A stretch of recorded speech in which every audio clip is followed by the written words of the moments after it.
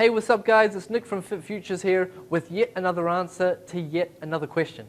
Today's question comes from Louis in Hamilton, and his question is, Nick, I play a lot of touch rugby socially. We play the majority of our games on artificial turf, and I was just wondering the differences between artificial turf and natural grass and whether or not there is an increased risk of injury on turf. Awesome question, Louis. A little bit to unpack here, but first and foremost, the reason for artificial turf is because it's easy to maintain. So from a cost perspective, it isn't as high as trying to maintain a nice grass surface. Now, I prefer a grass surface, but I also am appreciative of the fact that artificial turf has its place. Now, in addition to that, one of the reasons for artificial turf is that in the winter, or in the middle of winter, especially in Auckland, when the bad weather comes, little kids are impacted and their rugby games don't go ahead, their football games don't go ahead, because the surfaces are grass and they get muddy and games get called off. And if we're trying to, as a nation, if we're trying to encourage increased participation levels and increased physical activity, we need to have resources available to people so that they can be active, so that they can play their football, they can play their rugby, they can play their netball.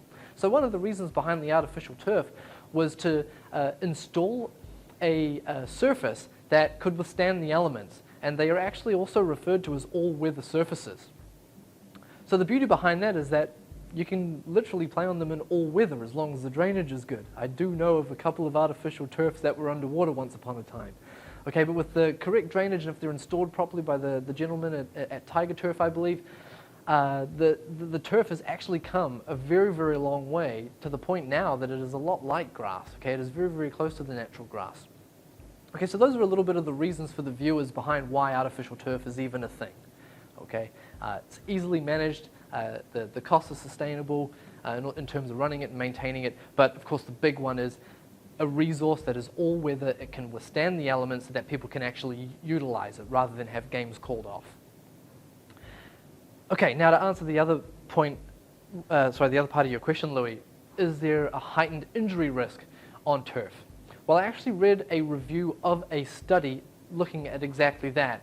There's a lot of turf in the United States, and these particular researchers looked at 2 Major League Soccer teams, and they followed them over a 4-year period, and they were looking at the incidence of injury, what those injuries were, and whether those injuries occurred on turf or grass. Now, the reason I was reading this particular review is the football team that I look after the conditioning for play out of Bill McKinley Park in Auckland, and that is an all-weather surface.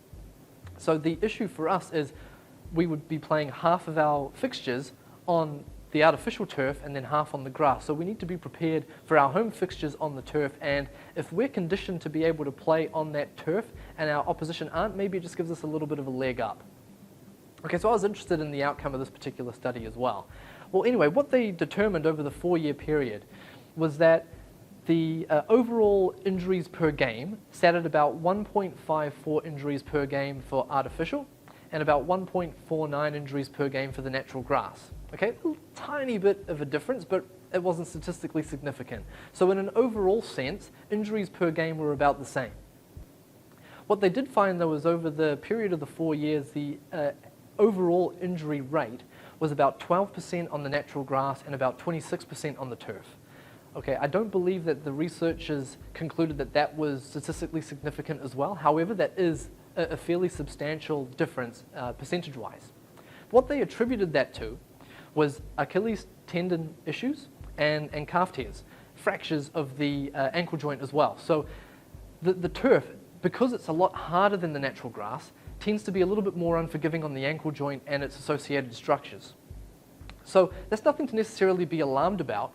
What that suggests to me is, from a training standpoint, strength and proprioception of the ankle joint should be a focus so that you can reduce the likelihood of an injury occurring in that region. So that's just helpful information. That's just really good to know. But in addition to that, the researchers suggested that utilizing a thorough dynamic warm-up prior to taking an activity on artificial turf was the way to go as well, because we know that dynamic warm-ups, either done before a fixture or done as part of the training curriculum prior to a game, can substantially reduce the likelihood of injuries, and especially the overuse and the non-contact injuries. Okay, so definitely incorporate a dynamic warm-up. prior to your touch rugby, and definitely incorporate some strength and proprioception and balance work to strengthen up the associated structures of the ankle joint. The only other point I'd like to make, Louis, is to make sure that you're hydrated, because another study unrelated to this one looked at the different temperatures that can be felt on grass and turf, and for some reason turf can result in upwards of a 12-degree difference, 12 degrees Celsius that is, okay, which especially if you're playing in the summer can mean that you need to keep on top of your hydration and make sure that your water and fluid intake is high, because you're already at a hiding to nothing with respect to the heat, and if the heat's only exacerbated by playing on that type of surface, then you may find that you're approaching dehydration, in which case you need to make sure that you've got the water and the ice handy. The only other point I'd like to make just briefly with respect to the injury rates in that review is that that particular study didn't mention previous injury history or strength of the players that were participating in the study. Sometimes that can impact on the outcome of the study results. Okay, just to clear up anything there. But Louis, I hope that answers your question. Stay hydrated. Make sure that you're strong through the ankle joint, and make sure that you're warming up thoroughly before a game, and you should be fine, mate. There is nothing else to suggest that the incidence of injury on artificial turf is hugely outside the realms of what you would experience on natural grass. So it's just about being prepared. And to the viewers, keep an eye out for more content. There's always more where that came from. Until next time, team, keep safe.